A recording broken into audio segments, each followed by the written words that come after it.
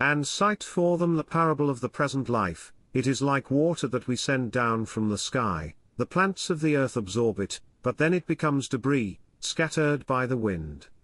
Allah has absolute power over everything. Wealth and children are the adornments of the present life. But the things that last, the virtuous deeds, are better with your Lord for reward, and better for hope. On the day when we set the mountains in motion, and you see the earth emerging, and we gather them together, and leave none of them behind. They will be presented before your Lord in a row. You have come to us as we created you the first time. Although you claimed we would not set a meeting for you. And the book will be placed, and you will see the sinners fearful of its contents. And they will say, Woe to us! What is with this book that leaves nothing, small or big, but it has enumerated it? They will find everything they had done present. Your Lord does not wrong anyone. We said to the angels, Bow down to Adam. So they bowed down, except for Satan. He was of the jinn, and he defied the command of his Lord. Will you take him and his offspring as lords instead of me, when they are an enemy to you? Evil is the exchange for the wrongdoers. I did not call them to witness the creation of the heavens and the earth, nor their own creation, and I do not take the misleaders for assistants. On the day when he will say, Call on my partners whom you have claimed. They will call on them, but they will not answer them. And we will place between them a barrier. And the sinners will see the fire, and will realize that they will tumble into it. They will find no deliverance from it. We have elaborated in this Qur'an for the people every kind of example, but the human being is a most argumentative being. What prevented people from accepting faith, when guidance has come to them, and from seeking their Lord's forgiveness? Unless they are waiting for the precedent of the ancients to befall them, or to have the punishment come upon them face to face. We send the messengers only as deliverers of good news and warners. Those who disbelieve argue with false argument, in order to defeat the truth thereby. They take my verses, and the warnings, for a joke.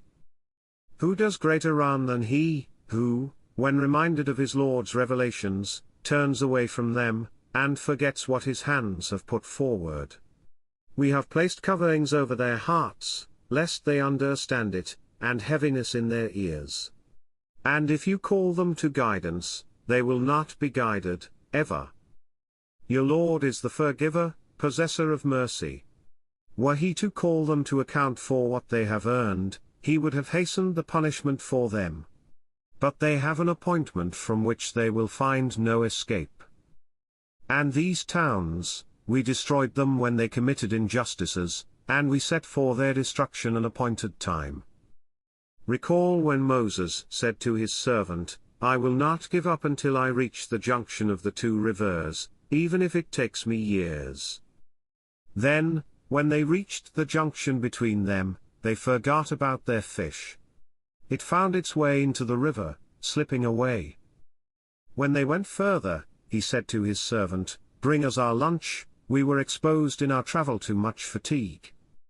He said, Do you remember when we rested by the rock? I forgot about the fish. It was only the devil who made me forget it. And so it found its way to the river, amazingly. He said, This is what we were seeking. And so they turned back, retracing their steps. Then they came upon a servant of ours, whom we had blessed with mercy from us, and had taught him knowledge from our own. Moses said to him, May I follow you, so that you may teach me some of the guidance you were taught? He said, You will not be able to endure with me. And how will you endure what you have no knowledge of? He said, You will find me, Allah willing, patient, and I will not disobey you in any order of yours. He said, If you follow me, do not ask me about anything, until I myself make mention of it to you. So they set out. Until, when they had boarded the boat, he hauled it. He said, did you hole it, to drown its passengers? You have done something awful. He said, did I not tell you that you will not be able to endure with me? He said, do not rebuke me for forgetting, and do not make my course difficult for me. Then they set out. Until, when they encountered a boy, he killed him. He said, did you kill a pure soul, who killed no one? You have done something terrible. He said, did I not tell you that you will not be able to endure with me? He said, if I ask you about anything after this, then do not keep company with me. You have received excuses from me. So they set out. Until, when they reached the people of a town, they asked them for food, but they refused to offer them hospitality. There they found a wall about to collapse, and he repaired it. He said, if you wanted, you could have obtained a payment for it. He said, this is the parting between you and me. I will tell you the interpretation of what you were unable to endure. As for the boat, it belonged to paupers working at sea. I wanted to damage it because there was a king coming after them, seizing every boat by force. As for the boy, his parents were believers, and we feared he would overwhelm them with oppression and disbelief. So we wanted their Lord to replace him with someone better in purity, and closer to mercy. And as for the wall, it belonged to 2 orphaned boys in the city. Beneath it was a treasure that belonged to them. Their father was a righteous man. Your Lord wanted them to reach their maturity, and then extract their treasure, as a mercy from your Lord. I did not do it of my own accord.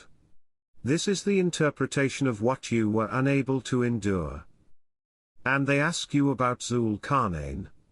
Say, I will tell you something about him. We established him on earth, and gave him all kinds of means. He pursued a certain course.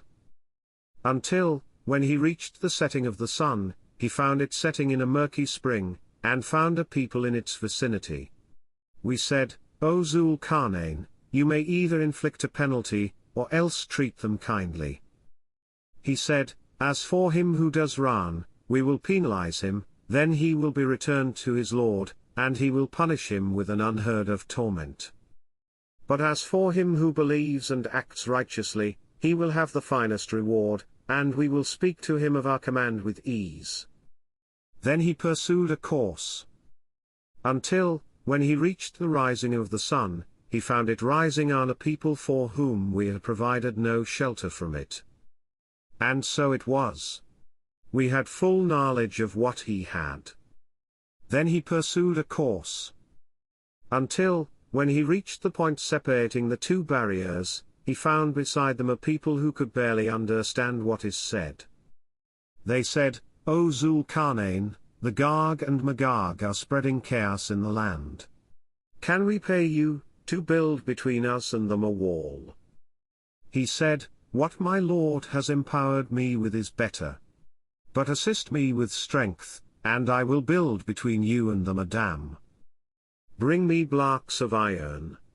So that, when he had leveled up between the 2 cliffs, he said, blow. And having turned it into a fire, he said, bring me tar to pour over it. So they were unable to climb it, and they could not penetrate it. He said, this is a mercy from my Lord. But when the promise of my Lord comes true, he will turn it into rubble, and the promise of my Lord is always true. On that day, we will leave them surging upon one another. And the trumpet will be blown, and we will gather them together. On that day, we will present the disbelievers to hell, all displayed. Those whose eyes were screened to my message, and were unable to hear. Do those who disbelieve think that they can take my servants for masters instead of me? We have prepared hell for the hospitality of the faithless. Say, shall we inform you of the greatest losers in their works? Those whose efforts in this world are misguided, while they assume that they are doing well. It is they who rejected the communications of their Lord, and the encounter with him. so their works are in vain. And on the day of resurrection, we will consider them of no weight. That is their requital, hell, on account of their disbelief, and their taking my revelations and my messengers in mockery. As for those who believe and do righteous deeds, they will have the gardens of paradise for hospitality, abiding therein forever, without desiring any change therefrom. Say, if the ocean were ink for the words of my Lord, the ocean would run out, before the words of my Lord run out, even if we were to bring the like of it in addition to it. Say, I am only a human being like you, being inspired that your God is one God. Whoever hopes to meet his Lord, let him work righteousness, and never associate anyone with the service of his Lord.